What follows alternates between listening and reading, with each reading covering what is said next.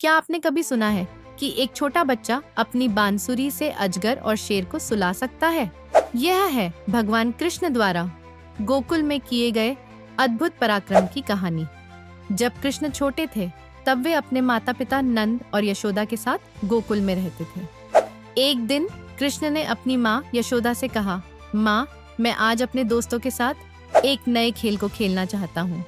यशोदा ने कहा, ठीक है बेटा, लेकिन ध्यान से खेलना और अपने दोस्तों के साथ अच्छा व्यवहार करना।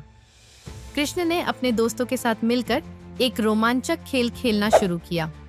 वे एक बड़े पेड़ के नीचे खड़े होकर गेंद से खेल रहे थे, लेकिन तभी कृष्ण के एक दोस्त की गेंद जंगल में चली गई। दोस्त परेशान होकर बोले, हमारी गेंद खो गई। कृष्ण ने अपने दोस्तों से कहा, चिंता मत करो, मैं इसे लाऊंगा। उन्होंने हिम्मत दिखाते हुए जंगल की ओर कदम बढ़ाए। जैसे ही कृष्ण जंगल में दाखिल हुए, उन्होंने देखा कि वहां एक बड़ा सा अजगर है जिसने गेंद को अपने मुंह में दबा रखा है। कृष्ण ने उसे देखकर जरा भी डर नहीं दिखाया। उन्होंने अपनी बांसुरी निकाली और एक मधुर धुन बजाई। वह बांसुरी की धुन इतनी मोहक थी कि अजगर मंत्रमुग्ध होकर सो गया। तभी अचानक जंगल से एक विशाल शेर प्रकट हुआ जो अजगर को खाने की कोशिश करने लगा। लेकिन कृष्ण ने जल्दी से अपनी बांसुरी से एक और संगीत बजाया।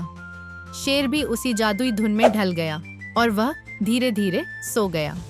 कृष्ण ने न केवल अपने दोस्तों की गेंद को अजगर के मुंह से निकाला, बल्कि दोस्तों को भी यह संदेश दिया कि संगीत की शक्ति कितने अद्भुत कार्य कर सकती है।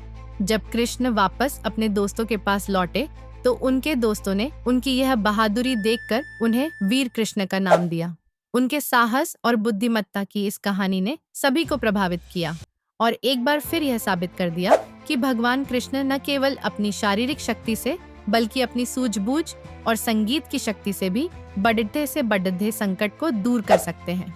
इस कहानी से हमें यह सीख मिलती है कि समस्याएं कितनी भी बड़ी क्यों न हो, सूझबूझ और आत्मविश्वास से उनका समाधान संभव है।